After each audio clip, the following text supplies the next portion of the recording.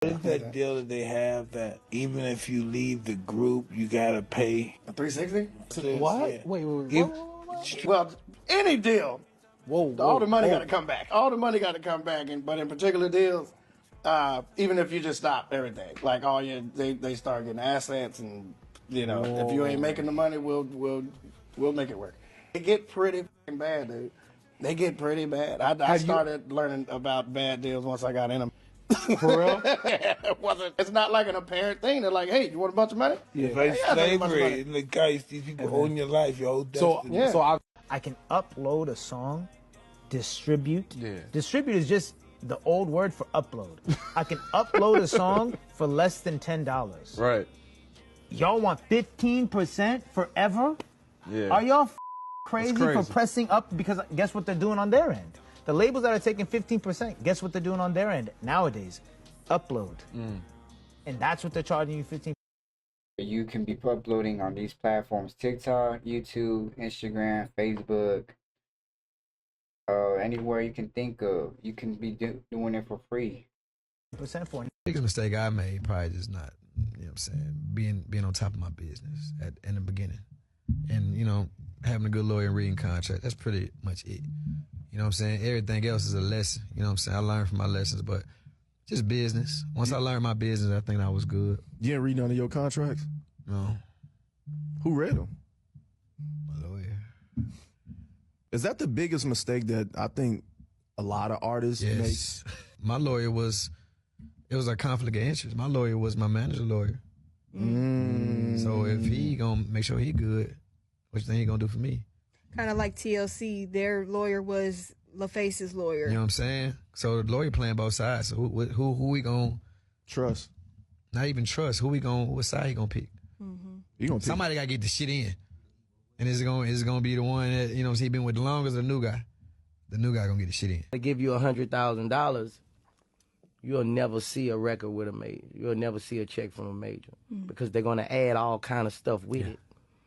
You're gonna go take 3-4 trips and your bill gonna rise. Every Uber, every hotel room. It goes on a, and you always in debt.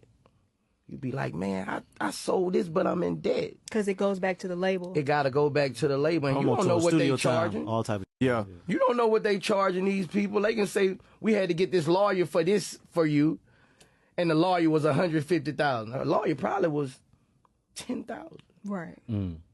But the lawyer gonna sign off on it too. Everybody's in it for the money. Man, them lawyers don't be doing nothing for you. That's why you can get the cheapest lawyer. They be putting in more work for you To get his tax cut. Lost my first record deal because when I came in, the song was really good, and it was a sample from a popular song that people, was really recognizable. But after that, it was like, well, what do you do? Do you make like 5 more of these songs, or like what are we gonna do? And they really didn't understand, like, me being from Pittsburgh, me smoking weed, me being lyrical, me, being a cross between like, really, really hard hip hop culture, but then like really cool, trippy, hippie, skating, you know what I'm saying? Earthy too. Like there was no cross between that at the time. Like you really had to be like big white tee, like chain, you know what I'm saying? So like a lot of labels didn't understand what to do with me, and It was unique. That's why. Wasn't until, I built my fan base of people who believe the same thing that I believe in, and I was able to, travel and do shows, and then they would come and see the show, and they'd be like, these motherfuckers are going crazy over this dude. Like, it doesn't matter what we say or what we think is dope. It's obviously, there. I was Meek Mill's manager. I didn't know Me that. and Wait, James, when he first started. So let me tell y'all why I stopped, right? Yeah, we got hit. So I knew Meek was talented at the beginning. We had that song. I was like, Meek, you don't need to sign with nobody. Meek was like, I'm going to sign with Ross. But I had looked at the contract, and Ross, to tell y'all from this day, Ross a good dude. Yeah. But he ain't had his business straight. Yeah. So at that time, Ross got his shit together now. Yeah. He a boss. But I'm saying at that time you evolving. Yeah. I seen this. I got the crystal ball. But he ain't want to listen. I told James, I said, James, well, it's cool. You gonna handle it. I ain't never got mad with me. I just walked away from the deal. I'm like, cause if you don't see what I see, and I know I done been there already. And when it goes bad, I'm the first person you're Okay. gonna blame. Think about it. I already know. You're the first person they're gonna blame. But look what God did. He had to go find out on his own, and now he's in a better position. Yep. But I'm telling you, I knew he was a boss from jump. It's the most dangerous profession right now that a black man can have. Yeah.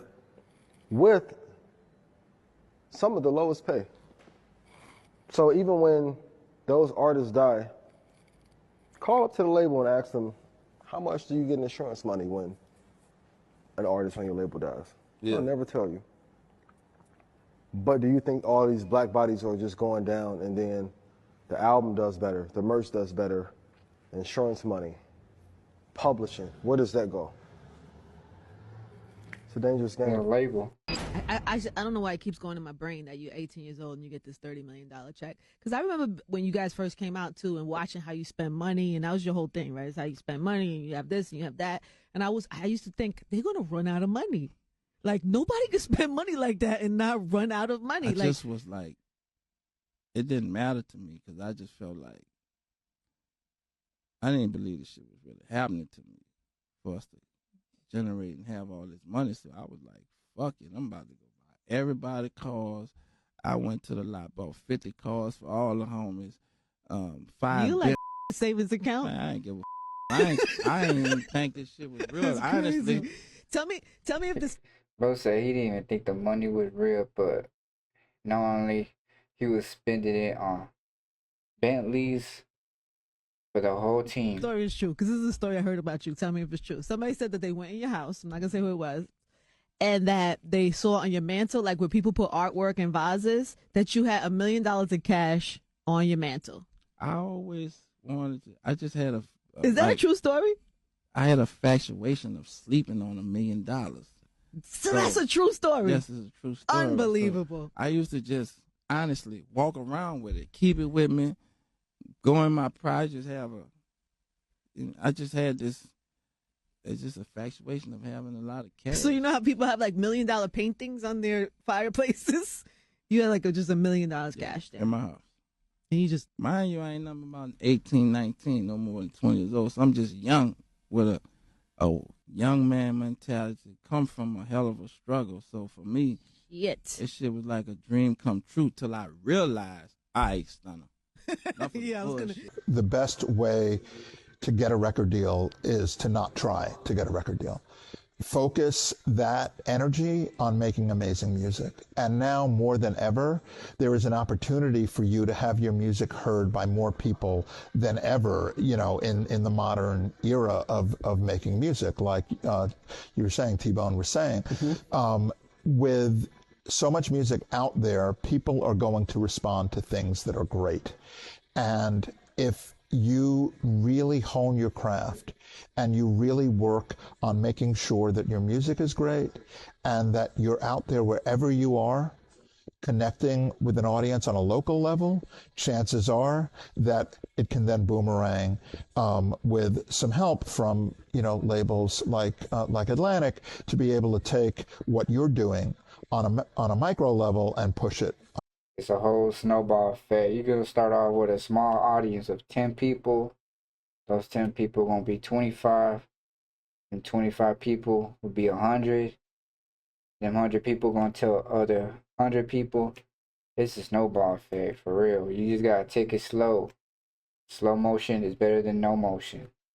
On a macro level. We signed like was the best day and the worst day of our life. Shit. You know, we walked in the record company and, you know, they got us in the big office and they, you know, showing us everybody, you know, Houdini and Too Short and all these other different people. That's Tribe Called Quest that signed and KRS-One. I was a real big KRS-One fan. Yeah. And we signed a deal and, you know, me and Pimp step out the room to like go in the hallway and celebrate like, nigga, we did it. And then here come down the hall, come KRS-One. We like, oh shit, what's up, KRS? Yo, we UGK, you know, we from Texas, we rapping. Yeah. We came up here to sign. That man say, did you sign yet? I say, yeah, we just signed. Well, man, I wish y'all brothers the best, you know. Yeah, damn. right, what the So I'm talking about within 2 minutes of signing the deal, we felt like, man, we might have just up. And as we got to learning more and more about the contract we signed, we realized we did up. And that's what the man was trying to prevent from happening. You know, from the time with me and Slay, we got a position. We got the $1.5 million deal, and it was the worst mistake I ever made in my life, taking that deal. How so? Because I was independent for so long. You gotta realize, I met Slay in 2004. We didn't get a deal to 2007. We was working hard, mixtape after mixtape after mixtape. And like I said earlier, we had a lot of haters who was just mad because Slay had found me. So I caught a lot of K-Slay hate. When we got the deal, just to make a long story short, in conjunction with a lot of other things, a lot of people stood down because I had Snoop. My first single had Snoop Dogg on it, by the way, produced by Scott Storch. And they was like, okay, now we could really, I'm like, this is it. But they like, now we could finish him for real, because if we don't play this record, he's going to look crazy. And that's what they did. Long story short, a couple other bad situations, the deal folded.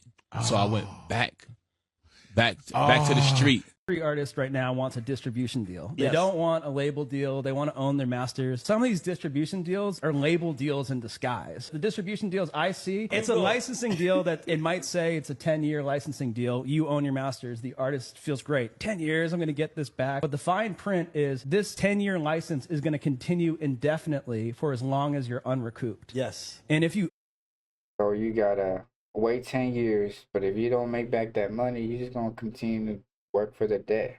Owe money, that functionally has the same effect as you giving up your master. And they can spend money on your behalf. They can literally hire Contraband, say, here's $300,000. We want you to blow up this old catalog from Luther Vandross. Now, y'all are like doing all these things for Luther. He don't even know that they just told we gave him $600,000 because the person that handed him the money had to charge a fee. They're just putting more and more debt on top of you, and then you're wondering why. Predatory system that they go to people who don't have many choices, and they prey on your desperation. And they prey on your desperation and lack of knowledge. I remember, I wasn't here, but I remember watching when Jadakiss was here with his father and J1, and they were talking about this. The first deal they got offered was trash, and the only thing that stopped him from doing it was the parents getting was a parent who would say, "Don't do this."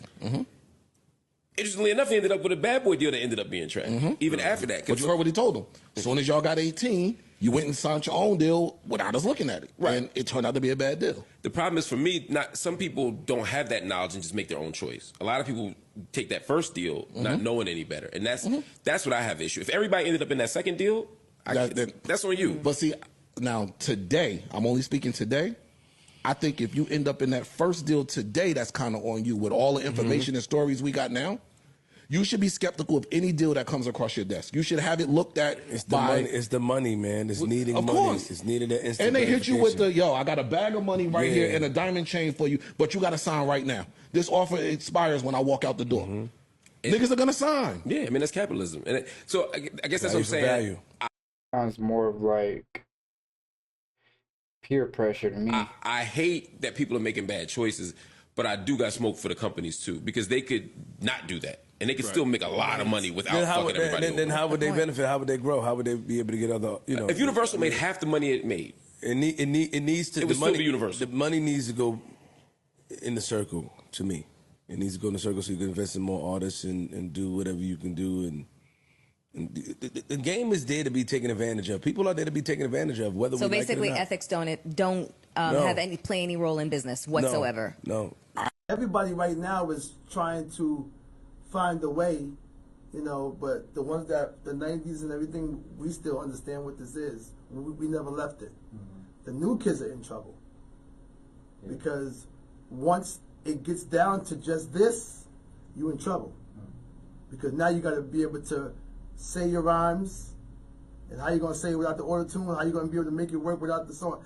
Everything come into play when you have to rock that stage. And keep that crowd engaged now when you get older in their career. Not the kids don't understand it right now. When they get older in their career, want to be out there rocking, it's gonna be a problem for them.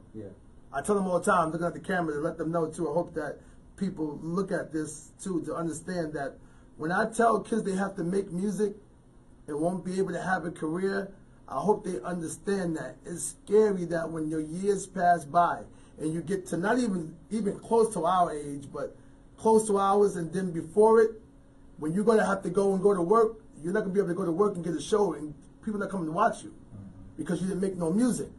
Imagine you being 40-something year age and you're up there talking about boom, but it doesn't match no more. It matched when you was young. We can rock forever because we made records. So if this is the moment, I hope you stack your paper and that you was able to put money away the whole nine, because you're not gonna be able to have a job no more. Because you didn't build that foundation on the way up to have a rapport with your audience. It's not real. It's a moment.